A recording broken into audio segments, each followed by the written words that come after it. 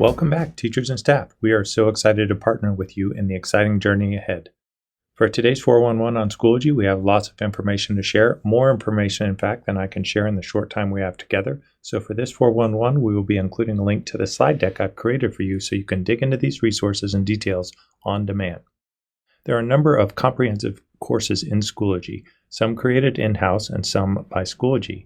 Use the join codes for these courses to get access. As you prepare for the year ahead, remember students can see archived courses too. Most likely 90% of the course materials you have in last year's now archived courses you don't mind students seeing, but for those items you don't want them to see, perhaps assignments and assessments, the easiest way to hide them from students is to unpublish them. Unpublishing can be done from the settings for individual assignments shown here, or in bulk from the bulk edit portion of the gradebook. Last year, we implemented Schoology in about 2 months. Normally, this process takes 8 months. We've learned a lot since then.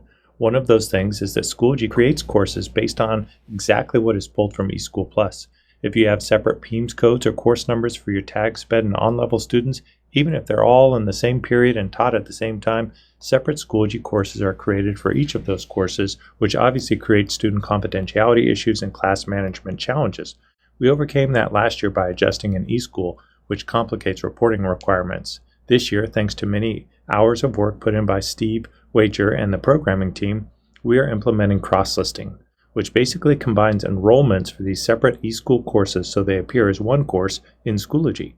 Many of those courses that need to be cross-listed have been identified by campuses and should already be cross-listed in Schoology as of August 10th. On top of that, teachers can choose additional courses they want to be cross-listed from August 10th through August 12th. This is not necessary in most circumstances, but teachers will have the option through the 12th. Additional details and links can be found on the district's A to Z under Schoology Cross-Listing. Your campus ITS can help talk you through options. Another option this year, like last year, will be to link sections. Linking sections combines materials for multiple sections but keeps the enrollments separate in the gradebook. Schoology strongly recommends cross-listing take place first, then section linking, and that neither of these actions take place after the start of school due to potential lost materials and student work. With that in mind, let's look at the timeline for what needs to happen when. We've already talked about cross-listing, but one thing I want to highlight here is that you must wait for the overnight sync after making your opt-in cross-listing selections before building or adding content to your courses, or you risk losing content when MIS combines or cross-lists the courses you've asked them to. The safest thing to do would be not to add content to your SIS or eSchool created courses until the beginning of the course building window, August 13th. The course building window runs from August 13th through August 17th. We'll talk more about optional teacher actions during this course building window in the next 411 released on Friday the 13th, but you can preview what steps will look like in this timeline document. Note some of these actions cannot take place until August 13th because those permissions will not be enabled until then. Again, we'll talk more about these optional teacher actions August 13th. For now, know that the plan as it stands now is for us to enable students to log into Schoology through ClassLink at noon on August 17th. At that point, it's go time. Students will be able to see their courses and anything you have in them that's published and visible to them. For parent join codes, campuses will have two options. Campuses can send these out en masse, likely through Blackboard, using join codes that will be distributed to ITSs August 19th, or teachers can get the join codes from their courses and send them out themselves to parents. Note, you can't send every student join code to every parent. You must send only the join code that corresponds to the student to that parent. Otherwise, there's huge confidentiality concerns. Also note, join codes are really only necessary for new students to Round Rock ISD or for parents that have not created their parent accounts in the past. Students whose parents created a parent account last year will still have access to that account, and those campuses for those parents should be updated to reflect the student's current campus. So what can you do between now and August 13th to prepare for the course building window? I've divided these up into 3 areas based on everything we've learned last year. Digging into these and incorporating them into your courses will result in less confused and frustrated students and parents and make your job easier as a teacher. We want to make the desired behavior for students, i.e. owning the learning, becoming more independent over time, and turning in high-quality work on time, as easy as possible, and these recommendations do just that. Ahead of the course building window, which begins August 13th, all work on your courses and materials should be done in the My Resources section.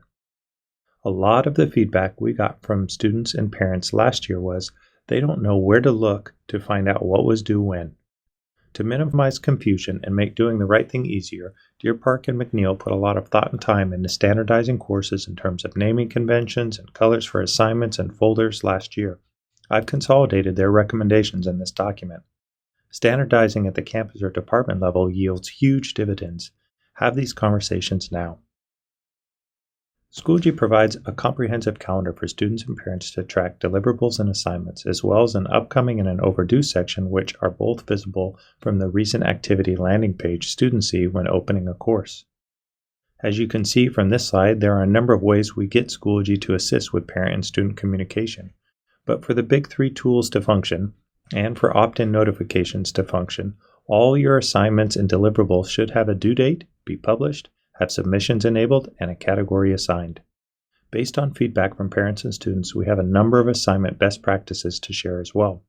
As you can see on this slide, updates, Google Form links, and Schoology pages do not show up in the big three tools. The big takeaway here is that the recommendation is to set up all your deliverables, anything that's graded, in a way that they show up in the big three tools. This way, students and parents know where to look and can partner with you to stay on top of work. If you use Google Forms, my recommendation is to put all the Google Form links on a single designated page, which should reflect the due date, of course, so parents and students know that all deliverables can be found in the big three tools or on that specific page where all of your Google Form links are contained. Last year, we had a number of folks trying to clean up their course dashboard and accidentally deleting someone else's course. Remember to unenroll yourself from these courses instead of delete them. And reach out to your ITS immediately if one of your courses is deleted. They can work with district-level Schoology support to identify who deleted it, and then it can be restored. If you don't have the unenroll option for a course, it's because you're not an admin in that course. In those cases, you can have the course admin make you an admin so you can remove yourself, or your campus ITS can remove you from the course as well. Lastly, there are a number of tools available to teachers in Schoology that can enhance rigor, engagement, and accountability. Individually assigned work and folders can help you differentiate content. Completion rules for folders can provide opportunities for differentiated pacing.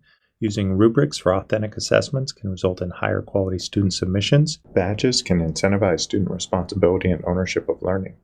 Explore these resources to find out more. Now is the time to reflect, design, and implement strategies that can foster student-centered learning.